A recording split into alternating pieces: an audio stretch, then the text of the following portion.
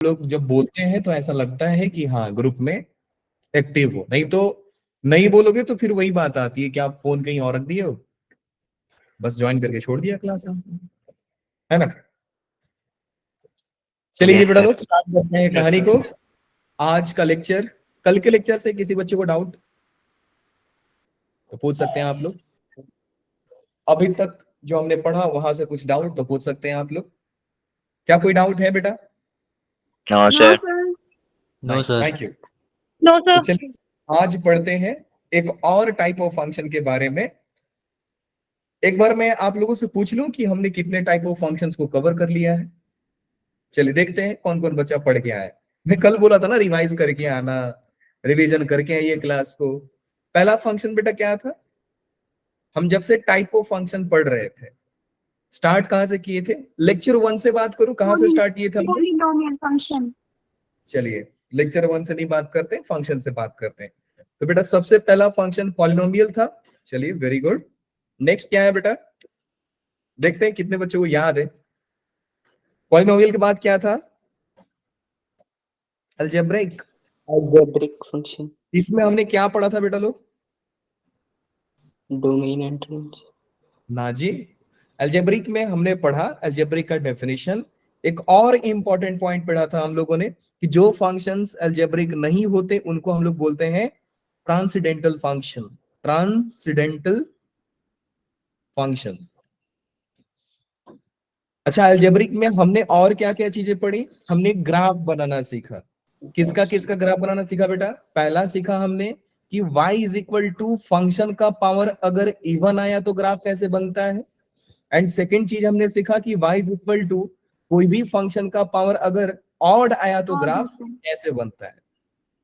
सबसे इंपॉर्टेंट बात हमने क्या ऑब्जर्व किया यहाँ पे कि सर इवन फंक्शन का जो ग्राफ होता है वो सिर्फ फर्स्ट और सेकेंड क्वाड्रेंट में लाई करता है, लेकिन ऑड जो होता है फंक्शन का पावर में, अगर फंक्शन का पावर ऑड है तो ग्राफ एग्जिस्ट करता है बेटा फर्स्ट एंड थर्ड।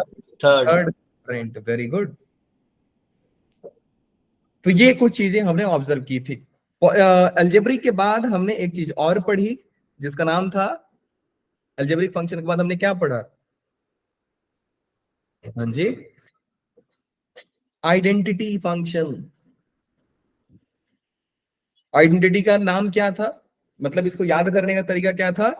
तेरा तुझको। इसका मतलब बेटा इनपुट और आउटपुट क्या होते हैं? बराबर होते हैं। सो इनपुट और आउटपुट देखोगे, इसका मस्त एग्जांपल क्या होता है? एक linear function y is equal to x। दूसरा बात, तो इसके बाद हमने क्या पढ़ा बेटा? कांस्टेंट। कांस्टेंट फंक्शन का नाम क्या था? Rowdy function. राउडी फंक्शन क्यों बोला हम लोगों ने? कुछ आइडिया आप लोगों को? सर एक बार जो वैल्यू मैंने ले ली उसकी एक बार जो वैल्यू ले ली, मैं खुद की भी नहीं सुनता हूँ। तो राउडी फंक्शन का काम यही है। और मैंने आप लोगों को बेटा ये भी बताया कि कभी कभी जेई के जब प्रॉब्लम्स करते हो तो कई पॉइंट पे फंक्शन सेम वैल्यू देने लगता है, देन वी से कि ये कांस्टेंट फंक्शन है। हम एक चीज बोल देते हैं कि कांस्टेंट फंक्शन है क्योंकि ये कांस्टेंट फंक्शन है, तो और कोई पॉइंट पे भी आप वैल्यू पूछोगे तो सेम वैल्यू देगा।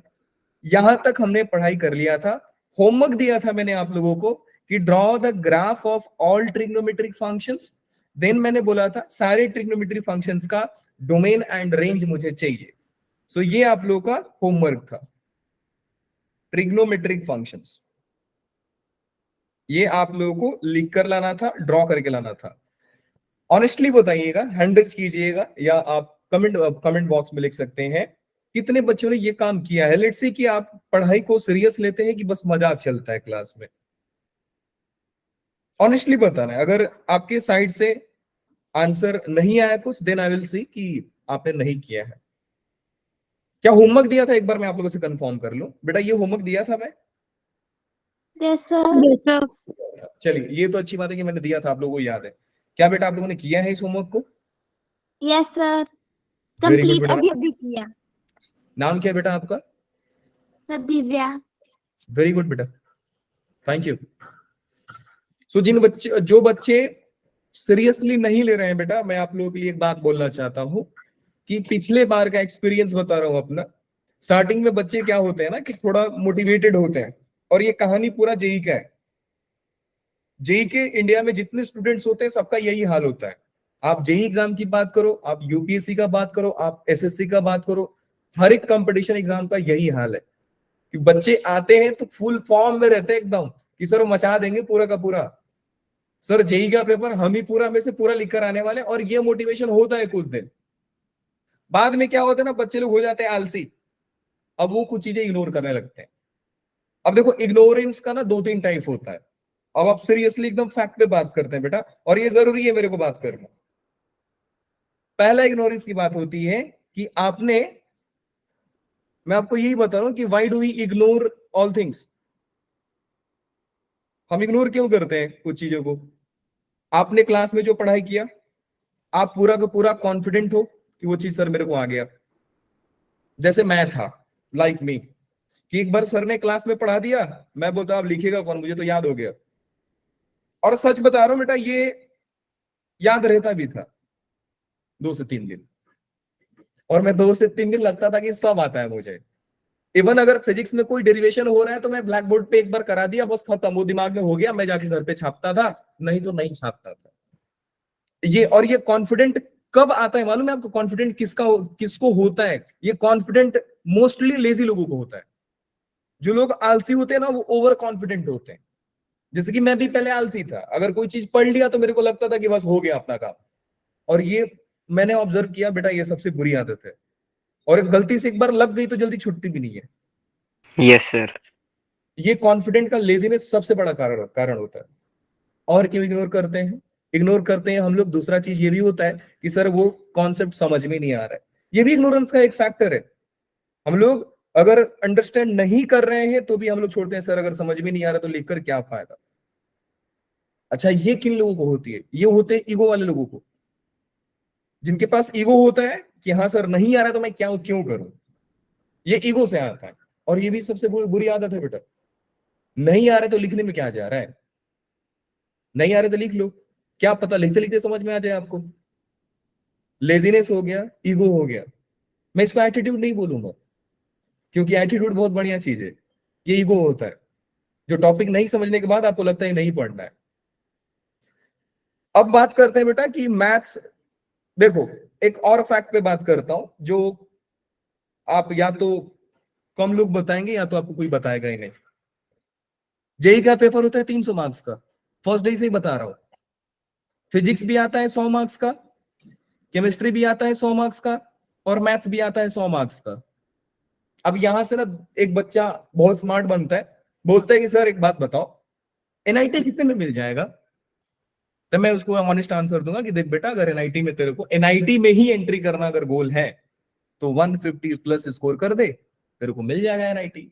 मैं एनआईटी बोल रहा हूँ, ये नहीं बोल रहा हूँ एनआईटी में टॉप ब्रांचेस मिलेंगे, ये क्या होगा, आप एनआईटी कॉलेज में जा जाओगे, चले जाओगे, 150 प्लस ला दे। तो सर 150 300 मार्क्स का पेपर है, तो अगर मैं केमिस्ट्री, सर मेरे को बहुत मजा आ रहा है, अब सुनो क्या होता है, सर मेरे को ना केमिस्ट्री बहुत मजा आ रहा है, तो यहां से मैं अपना 100 मार्क्स मान लेता हूं, ये सर मेरे को मजा आ रहा है। और कोई एक सब्जेक्ट चूज करने की बारी आती है, या तो फिजिक्स चूज करोगे या तो मैथ्स चूज करोगे, ये होता है। अब बच्चे लोग ना इसमें करते हैं, सर मैथ्स थोड़ा कंफ्यूजिंग है, सर थोड़ा मतलब लिखना होता है, थोड़ा सॉल्व करना होता है, थोड़ा सोचना होता है, सर टाइम जाता है, उतने में हम लोग सर फिजिक्स का ज्यादा पढ़ लेंगे। और यहां से आते हैं वो बच्चे जो कोई 2 सब्जेक्ट को ही सिर्फ चुन लेते हैं, सर 2 ही सब्जेक्ट पढ़ के जाते हैं बस, और वो बनते हैं इंडिया के सबसे स्मार्ट इंजीनियर। फैक्ट बता रहा हूं बेटा आपको। आपके रिलेटिव भी अगर बोलोगे ना कि मैं इंजीनियरिंग कर रहा हूं, तो रिलेटिव हंसते हैं कि अरे इंजीनियरिंग। एक बच्चा ओरिएंटेशन में मुझे याद है एक सवाल पूछा था कि सर इंजीनियरिंग पे तो डिग्री नौकरी नहीं मिलती है। बेटा वही वो बच्चे हैं जो ऐसे इंजीनियर बन के जाते हैं। जेई पिछले बार ये डिसाइड किया जा रहा था मेंस के लिए कि सिर्फ मैथ्स एंड रीजनिंग रखा जाए। सब्जेक्ट क्या रखा जाए? सिर्फ मैथ्स एंड रीजनिंग रखा जाए, ये सब्जेक्ट रखा जाए, फिजिक्स और केमिस्ट्री हटा दिया जाए। ऐसा क्यों? अगर आपको लगता है बेटा कि मुझे फिजिक्स आती है, पूरा फिजिक्स आता है, मेरे को पूरा फिजिक्स समझना है, और आप मैथ्स को इग्नोर कर दिए, बेटा लिख के देता हूं कि आपको फिजिक्स नहीं आएगा, जिस दिन आ जाएगा मुझे बता देना, मैं शायद पढ़ाना छोड़ दूंगा आपको। अगर आपको मैथ नहीं आता है समझ में और आप फिजिक्स पढ़ने चले गए तो बेटा भूल जाओ, नहीं आएगा आपसे, गारंटी है। मैं सब्जेक्ट की बड़ाई नहीं कर रहा हूं बेटा, सब्जेक्ट ही ऐसा है। सो बोला जाता है कि 1/3 नहीं 2/3 मेहनत करना होता है मैथ्स पे, सिर्फ मैथ्स पे। और ये अकेला सब्जेक्ट है जो आपके माइंड को बढ़ाता है। फिजिक्स बहुत लॉजिकल है, सोचना पड़ता है फिजिक्स में, लेकिन वो सोचने का पावर अल्टीमेटली नहीं आता है बेटा। सोचने का पावर पहले पीछे वाले सब्जेक्ट से सीखना होता है। अब मैं आपको एक एग्जांपल बता रहा हूं, मैं भी फिजिक्स पढ़ा है, ठीक ठाक पढ़ाई किया है। अब फिजिक्स मेरे को ना, अगर आप बैठा के पढ़ाओगे 1 घंटा तो मैं फिजिक्स जल्दी समझ जाऊंगा एज कंपेयर टू वो बच्चा जिसको मैथ्स नहीं आता है, क्योंकि मैं रिलेट कर लेता हूं ना कि मैथ्स में ये प्रॉब्लम है। आप पढ़ोगे फिजिक्स में करंट आई और मुझे समझ में आ जाएगा सर आई मतलब इमेजिनरी, मतलब सर कॉम्प्लेक्स नंबर का एप्लीकेशन आने वाला है, मैं तुरंत समझ जाऊंगा। और आप सिर्फ आई समझोगे, ये थॉट कहां से डेवलप होगा? जब मेरे को मैथ्स आएगी तो, नहीं तो नहीं होगा। So the better idea is बेटा कि अभी शुरुआत है आप लोगों की, और गलती से आप अपने प्रॉब्लम को आइडेंटिफाई नहीं करोगे और आप सिर्फ लेजी बन के रह जाओगे और इगोस्टिक बन के रह जाओगे, तो बेटा मैं गारंटी देता हूं आपके सिलेक्शंस तो अगर हो भी जाएंगे तो you are not going to be a good engineer. एक अच्छा इंजीनियर आप नहीं बन रहे हो, फिर वही इंजीनियर बनोगे जो भारत में इंजीनियर बन रहे हैं। अगर मैं इंजीनियरिंग की बात करूं तो बेटा हर साल 20 से 30 लाख इंजीनियर बन के आते हैं, इससे ज्यादा हो जाएंगे, इससे कम नहीं। इतने इंजीनियर्स हर साल भारत देता है, हर साल इंडिया देता है। और यही लोग, अभी देखो डॉक्टर्स लोग क्यों नहीं खराब है, मतलब लोग डॉक्टरी को प्रीफर क्यों करते हैं? एक ही रीजन है बेटा कि डॉक्टरी में आप लेजीनेस करके पढ़ाई नहीं कर सकते हो। और अगर डॉक्टर का डिग्री भी रख लिया और आपने पेशेंट का इलाज नहीं किया तो आपका डॉक्टरी बंद हो जाएगा, फिर आप डॉक्टर नहीं कुछ और काम करोगे। तो वहां पे पढ़ना पड़ता है कि देखो भैया हम डॉक्टर हैं, तो हम डॉक्टर जब तक रहेंगे तब तक अपने डिग्री का बढ़िया यूज करना है और पेशेंट को सही करना पड़ेगा। तो पढ़ाई आपसे ज्यादा करते हैं लोग, और उन लोगों को रट्टा मारने का आदत हो जाता है, तो मेमोरी उन लोगों का बढ़ जाता है। और नीट एग्जाम ही वैसा है जो आपको मेमोरी को टेस्ट करेगा, जेई एग्जाम नहीं है। जेई और नीट में बेटा एक बड़ा सा गैप है। जिनको मैथ्स नहीं आता है समझ में, अभी इधर एक परसों में डेरिवेटिव का सवाल कर रहा था, तो वो बायो का ही सवाल था कि एक हार्ट रेट बीट इतना है, कार्डियक वॉल्यूम इतना है, और पता नहीं क्या क्या लिखा था, फाइंड किया था कि इस पे बताओ कि क्या होने वाला है। कुछ अच्छा सवाल था, मैं आप लोगों को भेज दूंगा ग्रुप में। फिर मैं समझ में आया कि वो बच्चा जो बायो बोलता है सर मैं बायो ले लिया, मेरे को मैथ्स नहीं आता, वो तो रो देगा यहाँ पे, और वो जरूरी है। सो मैथ्स को आप एक सब्जेक्ट मान के चलो, ताकि ये अगर डेवलप हो जाएगा तो ये अपने आप आ जाते हैं, गारंटी बेटा अपने आप आ जाएगा। और ये अगर इसमें आपने कॉन्फिडेंस बिल्ड कर लिया, इसमें आपको थोड़ा थोड़ा भी टाइम दोगे तो चल जाएगा। लेकिन एक फैक्ट और मैं आपको बता रहा हूं बेटा, मार्क्स मैथ्स नहीं दिलाता है, रैंक मैथ्स नहीं दिलाता है आपको, रैंक दिलाता है केमिस्ट्री, उसके बाद आता है फिजिक्स और उसके बाद आता है मैथ्स। तो सर फिर मैथ्स का इतना इंपॉर्टेंस क्यों दे रहे हो आप, जब मैथ्स में पूरा सच, मैं गारंटी देता हूँ मैथ्स में 25 में 25 नहीं करके आओगे, आज ही लिख के दे रहा हूँ नहीं करके आओगे। और गलती से आपने करने का सोचा भी ये ईगो ला करके, तो बेटा आपका टाइम वेस्ट हो जाएगा, फिर आप ना ये कर पाओगे ना ये कर पाओगे।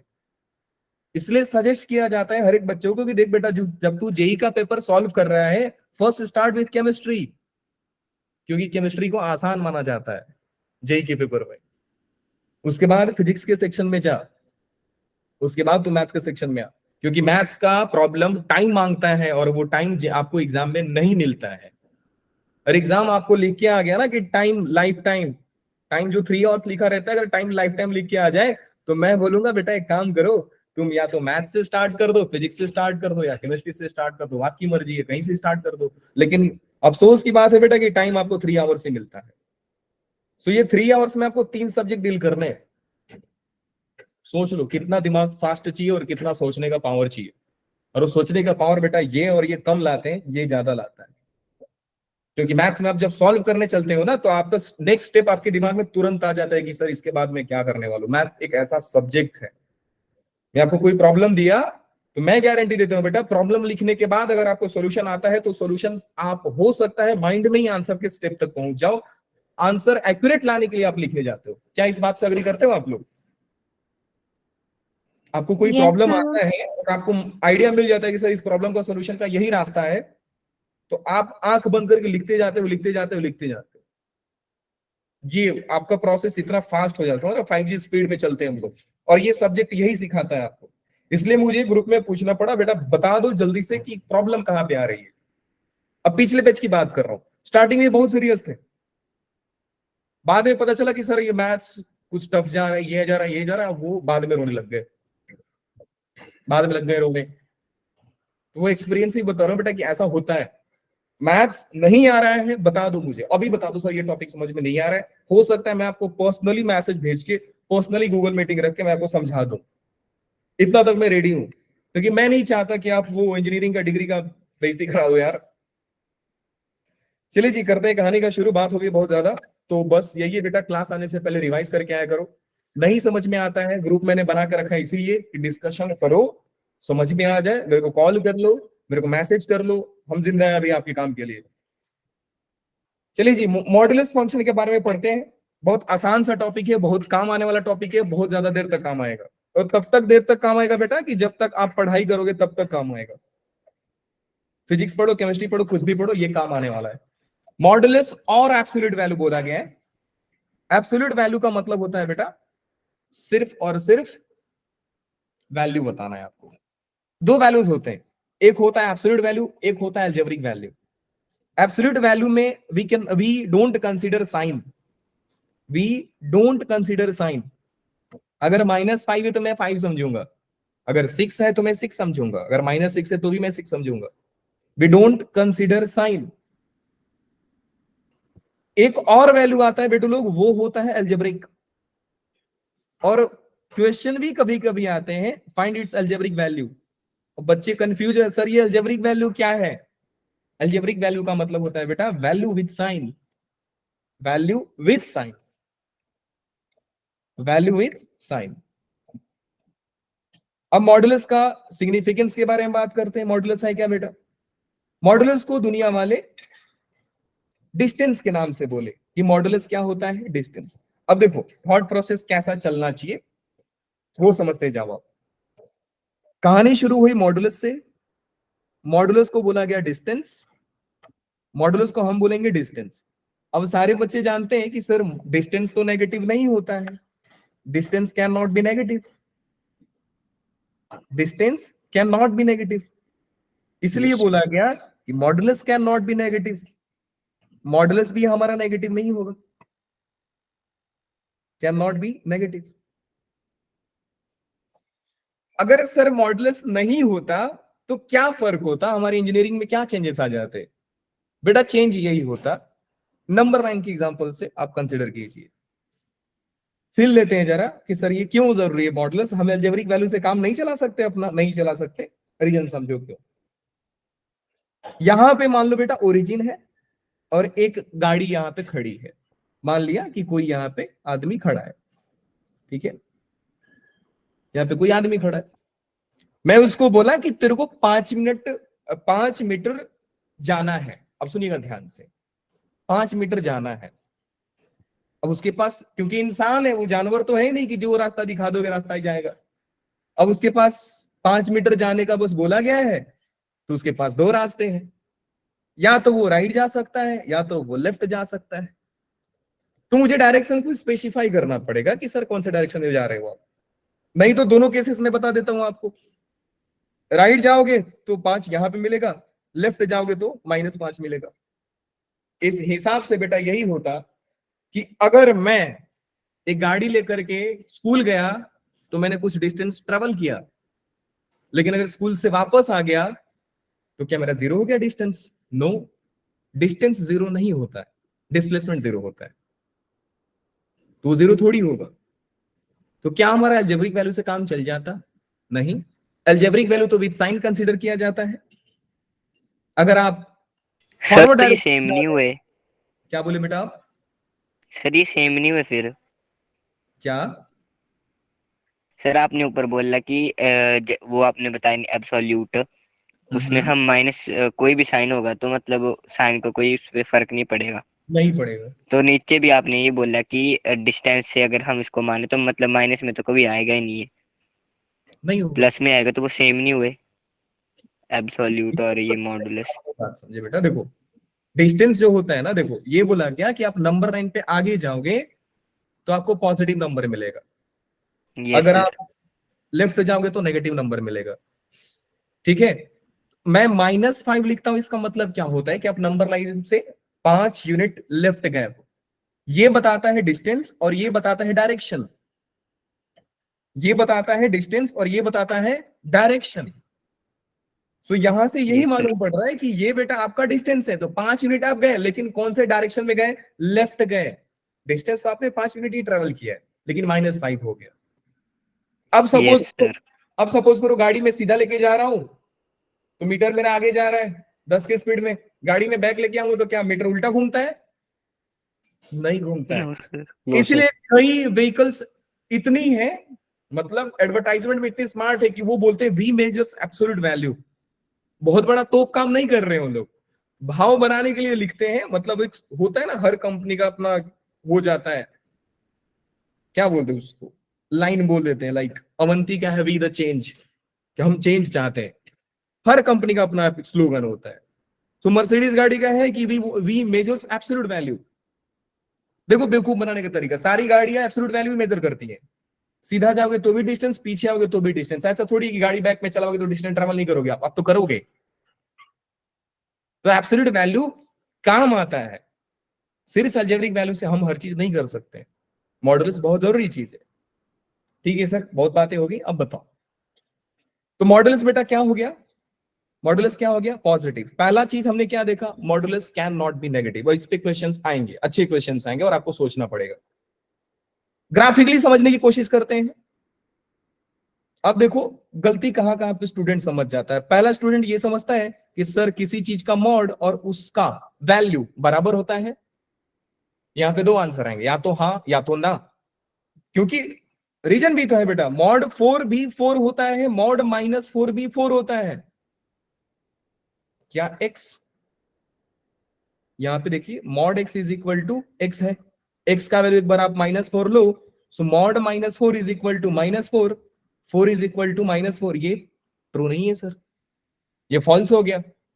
अब मैं x का वैल्यू 4 ले लेता हूं बेटा, x का वैल्यू मैंने 4 ले लिया, so mod x is equal to x मैंने रिलेशन दिया, mod 4 is equal to 4, that means 4 is equal to 4। Sir यहां पे ट्रू हो गया। तो सर आप कहना क्या चाहते हो? मैं ये कहना चाहता हूं बेटा कि ये चीज सही होती है और ये चीज गलत भी होती है। मैं इसलिए लिखता हूं कि हमेशा सही नहीं है, ये हमेशा नहीं। Mod x is equal to x, not always, ये याद रखना। नेक्स्ट पॉइंट पे बात करते हैं, ग्राफ क्या होता है सर, मॉड का डेफिनेशन क्या है। देखिए मॉड है एक जादू का दरवाजा। मॉड क्या है बेटा? जादू का दरवाजा। इसके अंदर मैं आपको बंद कर दूं, इसके अंदर मैं बंद कर दूं आपको, तो मॉड आइडेंटिफाई करेगा कि इस दरवाजे के अंदर गया कौन।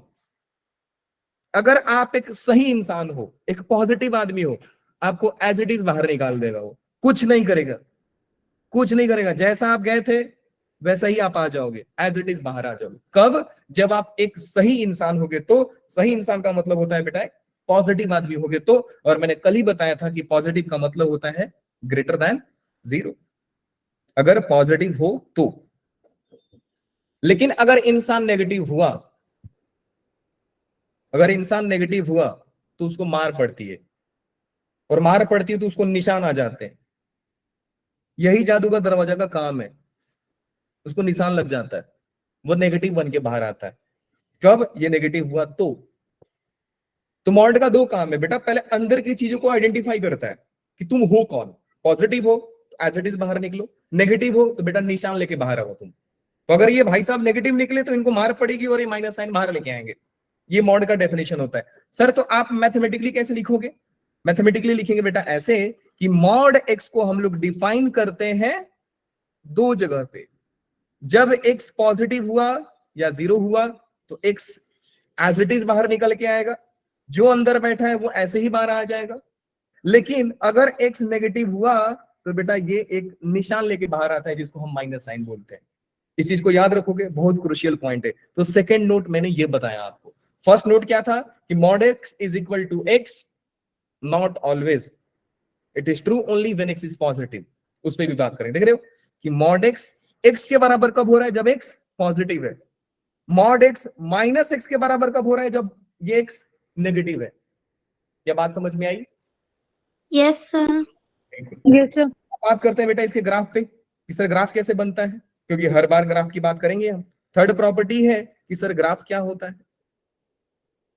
मॉड एक पवित्र आत्मा है, तो उसका ग्राफ भी बहुत ही अच्छा होता है। वी शेप होता है ग्राफ, वी शेप होता है ग्राफ, वी फॉर विक्ट्री, याद रखना। सो मॉड एक्स का ग्राफ ऐसे होता है। एडवांस भी सवाल पूछ चुका है, क्या पूछा था मत बताओ आपको। उससे पहले मुझे एक चीज बताइए, डेरिवेटिव ऑफ एक्स कितना होता है बेटा लोग? 1 very good. Derivative of x square कितना होता है? 2x 2x 2x derivative of sine x कितना होता है बेटा लोग? cos x क्या आज की बात, आज से पहले किसी बच्चे ने मॉडुलस का नाम सुना था? ऑनेस्टली बताना, हैंड रेज करो। नाम सुने थे मॉड का?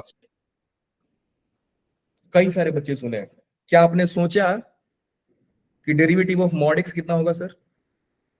No sir. No sir. क्यों नहीं सोचा बेटा? अब ये आपने मिस कर दिया, आपने ये पॉइंट मिस किया, और ये एडवांस का क्वेश्चन था। एडवांस का क्वेश्चन है, जब मैं डेरिवेटिव पढ़ाऊंगा तो पीवाईक्यूज में आप देखोगे कि बच्चे एक्स का डेरिवेटिव पढ़ के गए थे, सामने वाला पूछ दिया मॉड एक्स का डेरिवेटिव बताओ। सर 1 और यहां से सोचना होता है बेटा, मॉड एक्स का डेरिवेटिव बताने से पहले हमको पूछना पड़ेगा सर किस पॉइंट पे पूछ रहे हो, किस पॉइंट पे आप डेरिवेटिव निकालना चाहते हैं। क्या कभी किसी बच्चे ने सोचा कि सर एक्स का डेरिवेटिव 1 क्यों होता है? सर एक पैराबोला का डेरिवेटिव एक लीनियर फंक्शन कैसे हो गया? सर ये डाउन क्यों हो गया, उसका कर्व, ये इसका डिग्री कम क्यों हो गया? सर साइन एक्स ने कॉस एक्स कैसे बन गया सर डेरिवेटिव करने से? ये है क्या सर, डेरिवेटिव है क्या? क्या आपने सोचा था? क्या आपने पूछा था सर से?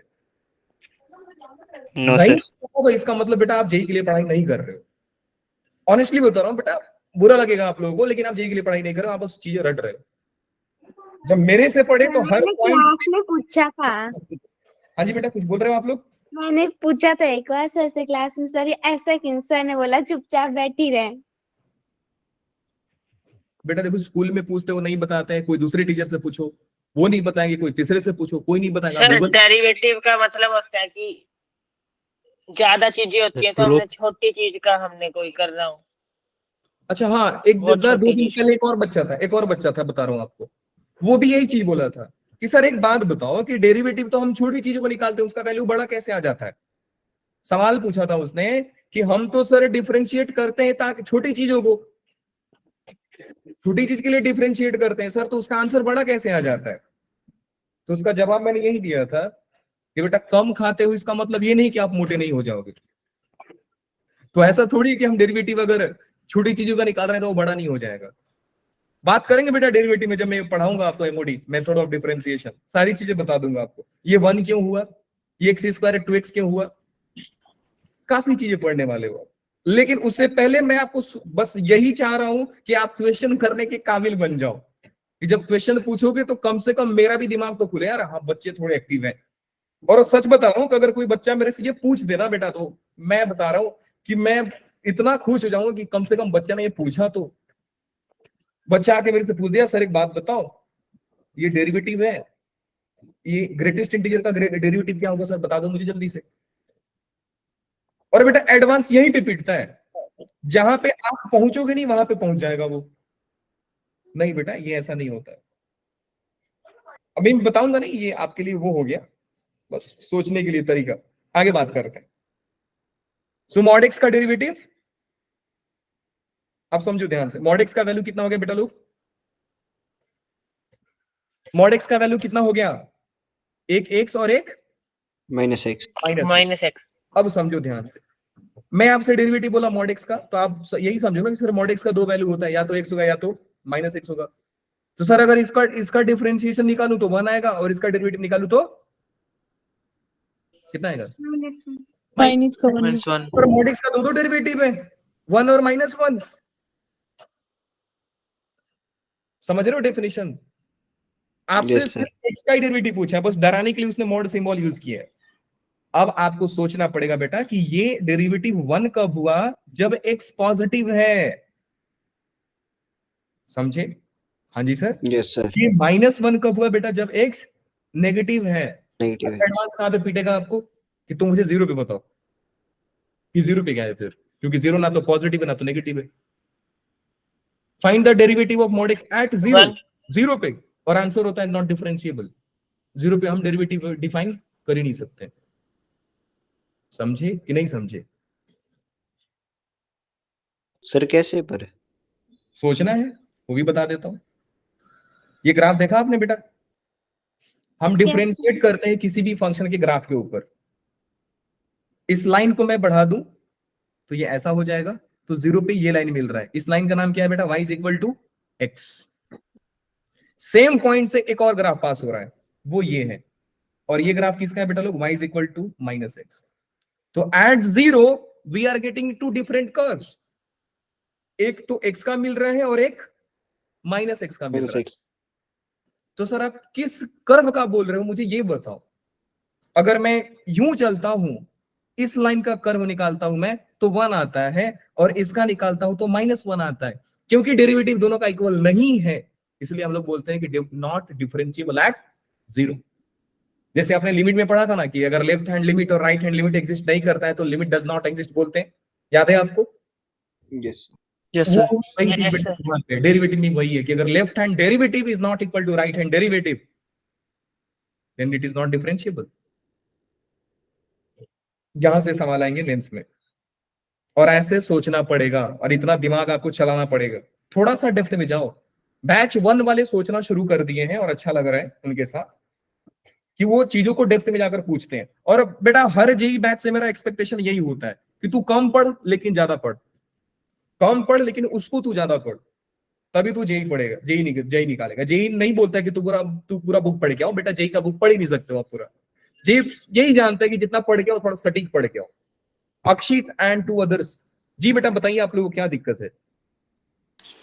सर मोड की जो सर आपने डेफिनेशन बताया उसमें डाउट आ रहा है, वो समझ में नहीं आ रहा है। वही आप बस वही पे आ रहा है बेटा। तो देखिए मॉड का 2 काम होता है। मॉड अपने अंदर के एलिमेंट को क्या करता है? आइडेंटिफाई करता है कि ये पॉजिटिव है कि नेगेटिव है। अब देखो आपके मन में ना दिक्कत आ रहा होगा कि सर आपने बोला कि मॉड तो कभी पॉजिटिव हो ही नहीं, नेगेटिव हो ही नहीं सकता है, और आप यहाँ पे यस सर। कह रहे हो। क्या यही डाउट आ रहा है सारे बच्चों को? Yes sir. Yes sir. अब देखो ये कहाँ पे गलती है। गलती ये है बेटा कि ये एक्स पॉजिटिव है कि नेगेटिव है? पॉजिटिव। सोचो ये एक्स, वी कैन नॉट से सर, वी कांट से, हम नहीं बोल सकते कि ये पॉजिटिव है कि नेगेटिव है। क्यों क्यों क्यों सर? कहीं नहीं है कोई। आप वैल्यू तो बताओ सर कि एक्स का वैल्यू क्या है। अगर एक्स का वैल्यू 4 बोलते हो then we will say sir it is positive. अगर आप बोलते हो -4 तो एक्स का वैल्यू क्या हो गया बेटा लोग? नेगेटिव। तो सर एक्स अपने आप में पॉजिटिव भी और एक्स अपने आप में नेगेटिव भी है।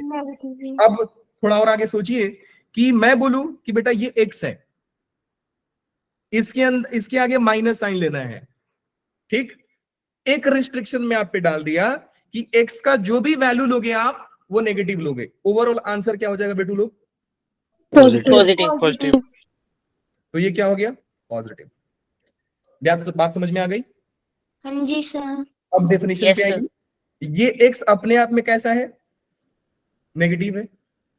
मतलब कि आपको एक्स का वैल्यू नेगेटिव लेना पड़ेगा। एक्स अपने आप में नेगेटिव है, यहाँ पे दे रहा है ना कि एक्स नेगेटिव है, तो ये नेगेटिव और ये नेगेटिव मिलके बेटा लोग क्या बन जाएंगे? पॉजिटिव। बेसिकली पॉजिटिव के इक्वल है। अब क्योंकि ये क्वांटिटी नेगेटिव थी, इसको पॉजिटिव बनाने के लिए हमने एक और साइन लगा दिया कि बेटा तुम पॉजिटिव बन जाओ। क्या बात समझ में आ गई? Yes sir. Yes sir. Clear है फंडा? Yes sir. बिल्कुल सही है सर। अब आपको बता रहा हूं जी कैसा सवाल पूछा था एक बार इस पे। उसने बोल दिया था कि x माइनस मॉड x, उस सवाल का एक पार्ट ले रहा हूं आपसे, x minus mod x equal to 0, तो x का वैल्यू क्या होना चाहिए?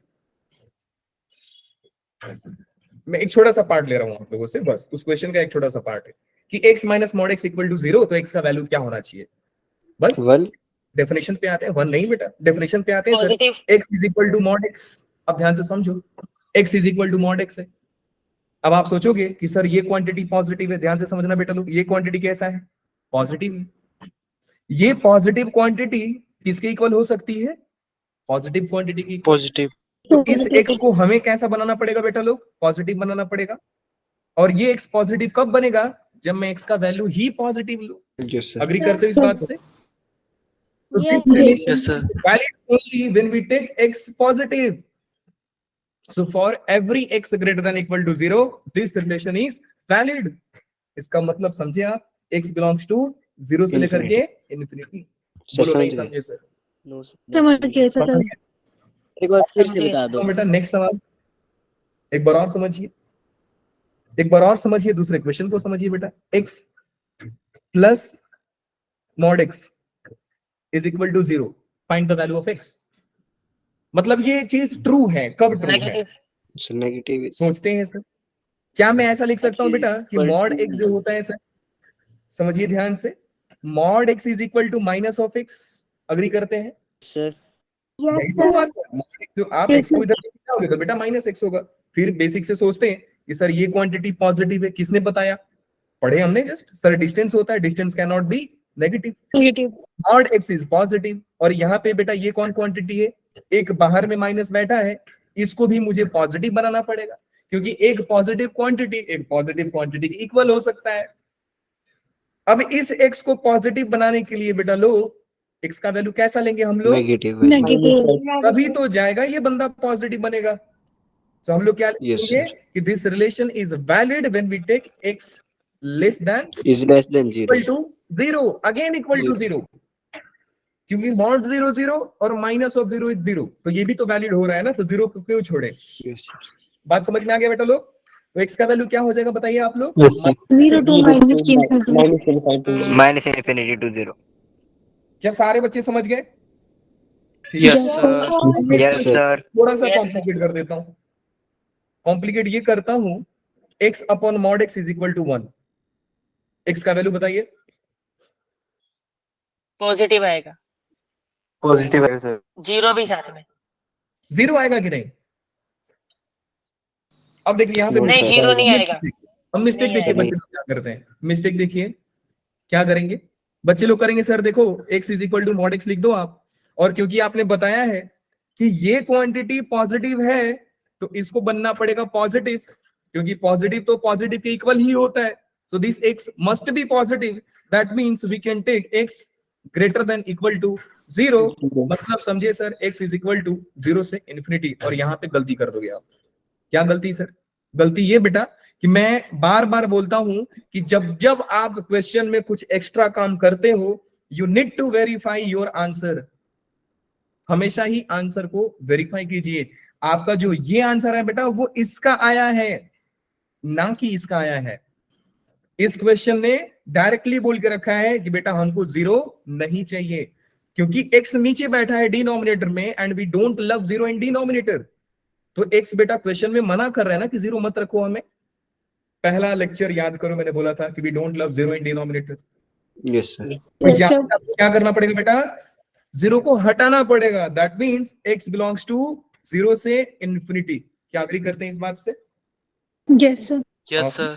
अगर ये समझ गए तो Yes, मुझे एक sir. और बात बताइए कि x upon mod x is equal to -1 answer क्या होगा?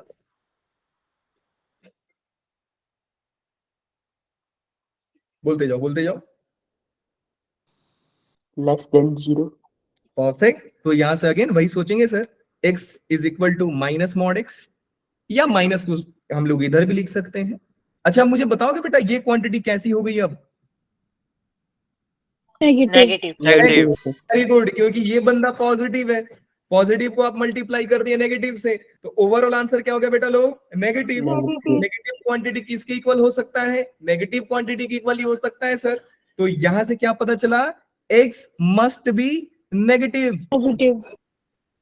अब x नेगेटिव है तो हम लोग क्या लिखेंगे, x less than equal to 0। क्या आप लोग ये समझ पा रहे हो? क्वेश्चन मना कर रहा है 0 नहीं चाहिए। Yes sir. Yes, sir. या तुमको चाहिए Yes. क्या, ये बताओ। तो हमें 0 को एलिमिनेट करना पड़ेगा।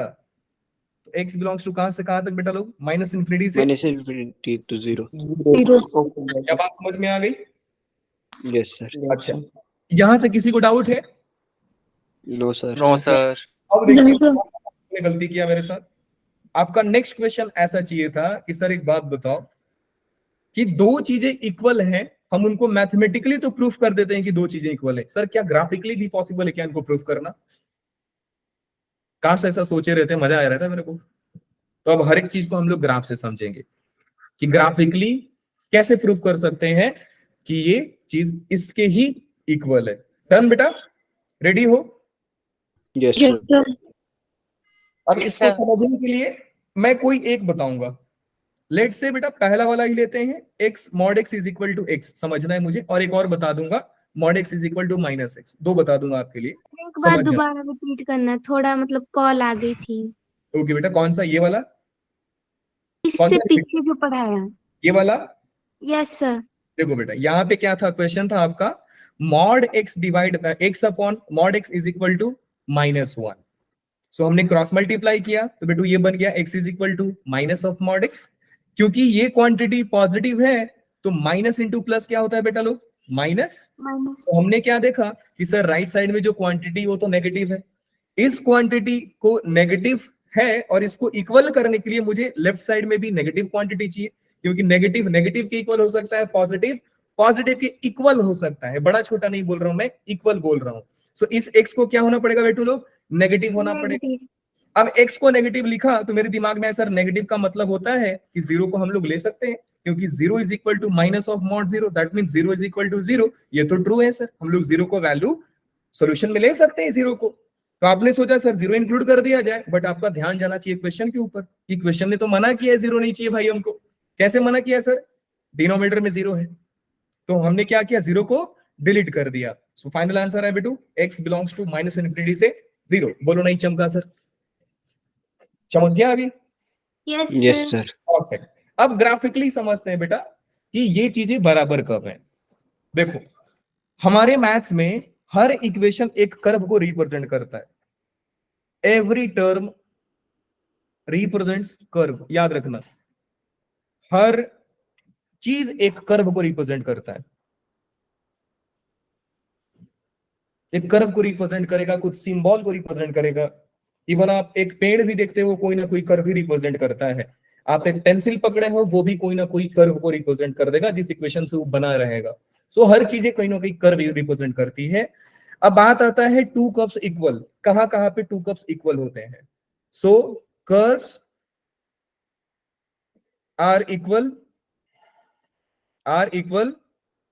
at their point of intersection, POI, point of intersection। Curve equal होते हैं उनके पॉइंट ऑफ इंटरसेक्शन पे।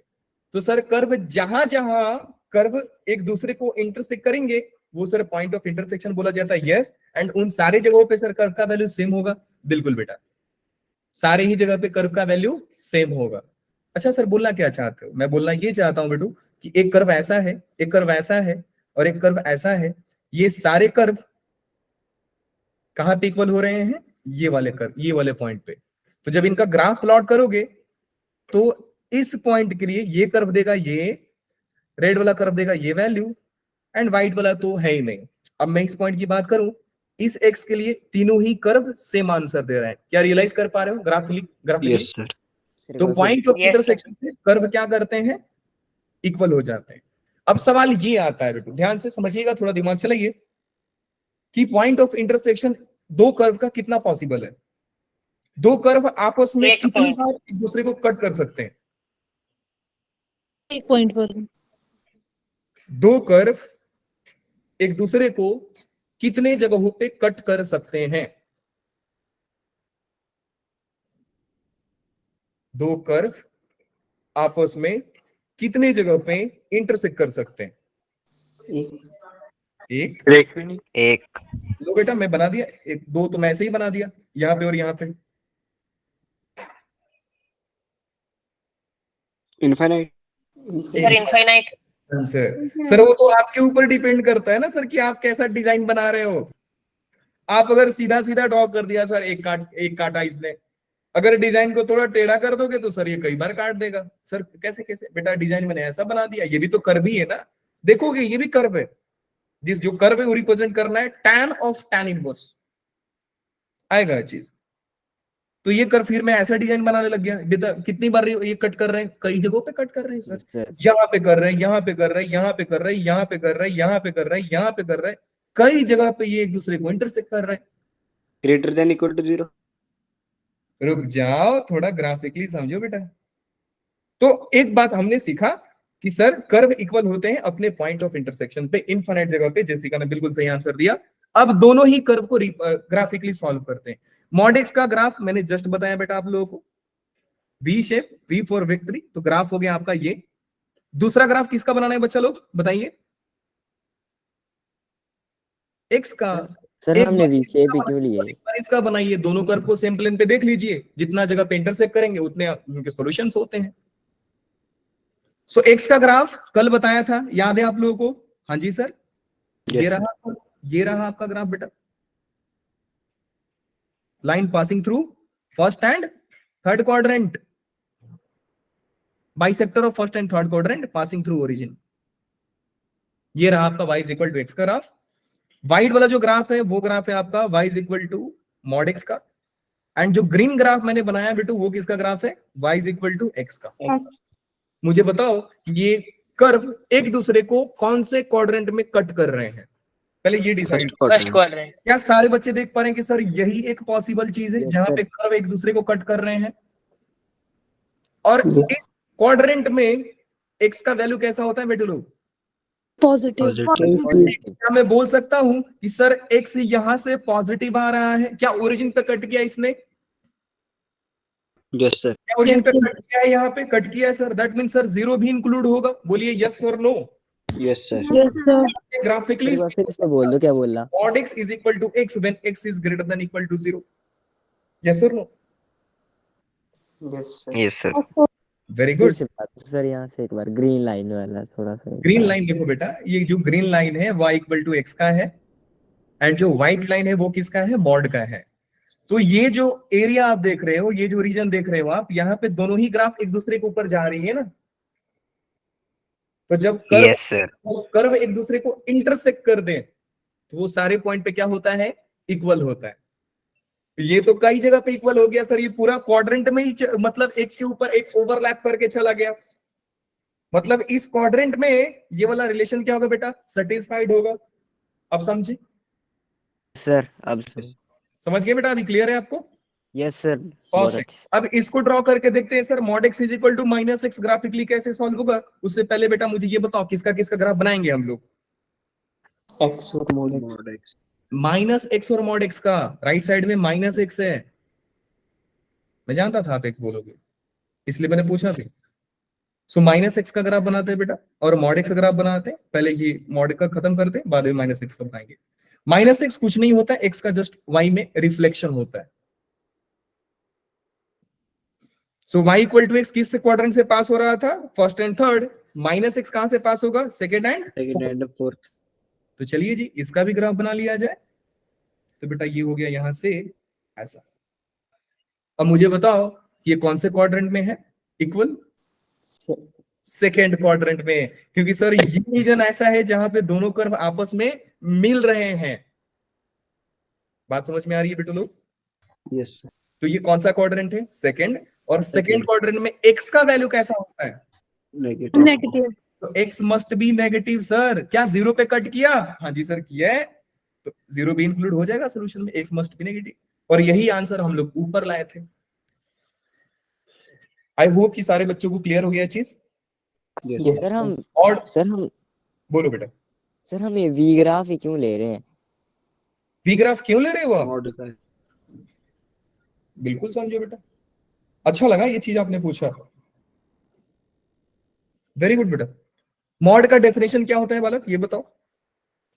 मॉड एक्स को हमने कितने रीजन में डिफाइन किया है बताइए? 2। एक्स पॉजिटिव होगा तो एक्स एज इट इज आएगा, और एक्स अगर नेगेटिव हुआ बेटा तो कैसा आएगा? माइनस एक्स का। तो मॉड एक्स का जो ग्राफ होता है हमको 2 जगह पे बनाना होता है। एक बार एक्स को बनाना होता है और एक बार माइनस एक्स को बनाना होता है। तो चलिए बनाते हैं। y इक्वल टू एक्स का ग्राफ मैंने बेटा अभी सिखाया आपको, कहां से पास होगा, फर्स्ट एंड थर्ड। बात समझिए। अच्छा ये है आपका y is equal to x का ग्राफ, ये भी समझिए। ये लाइन किसका है बेटा, पूरा का पूरा y is equal to x का ग्राफ। लेकिन मॉड ने बोला है कि आपको y इक्वल टू एक्स का ग्राफ तब बनाना है जब x हमारा पॉजिटिव हो, नहीं तो यस सर। 0 के बराबर। क्या थर्ड क्वाड्रेंट में बेटा x पॉजिटिव होता है? No sir. No sir. Graph को हमें क्या करना पड़ेगा, डिलीट। कट। बात समझ में आई? सेकंड किसका ग्राफ बनाएंगे बेटू? y is equal to minus x. Very good, y equal to minus x ऐसा हो जाएगा। ये कौन सा क्वाड्रेंट है? सेकंड में x का वैल्यू नेगेटिव। ये कौन सा क्वाड्रेंट है? फोर्थ x का वैल्यू पॉजिटिव। पॉजिटिव। ये इसने क्या बोला है कि मुझे x का वैल्यू नेगेटिव चाहिए, मतलब बेटा कौन सा ग्राफ डिलीट कर दोगे आप, किस क्वाड्रेंट का? Fourth fourth quadrant. तो इसको हम कर देंगे डिलीट। तो फाइनल ग्राफ का शेप कैसा है बेटू लोग, वी शेप सर, अब आ गया समझ समझ। गए? यस सर, हाँ जी, यस सर समझ अच्छा गए। लगा बेटा आपने पूछा मेरे से। ऐसे ही सोचना है और यही सोचते रहोगे फिर तो इतना खतरनाक सवाल पूछोगे कि शायद मेरे को भी ना आए। y is equal to x और y is equal to minus x. मुझे याद है बेटा कि मैं एक बार क्लास अटेंड कर रहा था, मैं जब पढ़ रहा था तो चैप्टर चल रहा था ग्रेविटेशन, और सर सवाल पूछ रहे हैं, सर टॉपिक पढ़ा रहे थे स्केप वेलोसिटी। तो उन्होंने बोला कि स्केप वेलोसिटी एक ऐसा वेलोसिटी होता है जो अर्थ के ग्रेविटेशनल फील्ड से बाहर चला जाता है, अगर उस वेलोसिटी से हम लोग फेंक दे किसी ऑब्जेक्ट को तो उसने सवाल तुरंत पूछा कि सर फिर कितना स्पीड में फेंक दें, अब मान लो आप बॉल ही फेंक रहे हो, कितना स्पीड में फेंक दो कि अर्थ से बाहर चला जाएगा, वो कभी लौट के ही ना आए? 11.2 किलोमीटर पर सेकंड। 11.8 है ना? 11.2 2 है। ऐसे सोचना होता है। फिर मेरे दिमाग में एक और सवाल आया, 11.8 ही क्यों? 11.8 है ना बेटा, नहीं सर 2 है। या तो 11.18 होता है। हाँ 11 कल सर स्केप वेलोसिटी है। जो भी है आप मान लेना, ठीक है। अब देखो फिर ना मुझे ये पता चला कि अर्थ जो है रोटेट कर रही है एक्सिस पे, समझ रहे हो? एक्सिस पे क्या हो रहा है, अर्थ रोटेट हो रहा है, ये हमको सिखाया गया सर, अर्थ रोटेट कर रहा है। अब क्योंकि रोटेट कर रहा है तो हम भी अगर हाथ में पकड़ के किसी रस्सी को घुमाएं तो वो घूमेगा, रोटेट करेगा। बीच से रस्सी टूट जाता है तो बेटा क्या होता है, अगर आपने किसी एक टेंजेंट से, हाँ वो रस्सी अगर आप बीच से तोड़ दोगे तो ये जो पार्टिकल आप घुमा रहे थे, ये पार्टिकल यू डायरेक्शन में भागता है, यस भागता है कि नहीं? Yes sir. इसका मतलब सर कि दुनिया की हर पार्टिकल लिनियर मोशन फॉलो करना चाहती है, क्योंकि सर पार्टिकल को सीधा भागना था, हम उसको जबरदस्ती गोल गोल घुमा रहे हैं। तो दो सवाल है सर, एक तो गोल घुमा क्यों, और दूसरा कि टूट गया तो भागा क्यों सर, वो इसी डायरेक्शन में क्यों भागा? बात समझ रहे हो आप? Yes sir. तो वैसे मैंने ये सोचा कि एक बात बताओ सर, कि अर्थ भी तो रोटेट कर रही है, तो बताओ कि अर्थ रोटेट कर रही है तो इसका रोटेशन में कितना बढ़ा दूं कि यहाँ पे हर आदमी बैठा हुआ उड़ जाए? सवाल समझे कि नहीं? नहीं समझे? नो सर नहीं समझे सर। बेटा अर्थ रोटेट कर रही है, अर्थ के आप ऊपर हो, है ना? यस अच्छा एक समझो, एक थाली ले लेना, थाली के अंदर कुछ रख देना है, आप उसको थाली को नचाना गोल गोल, वो घूमेगा, लेकिन जैसे स्पीड बढ़ा दोगे वो छोड़ के भाग जाएगा।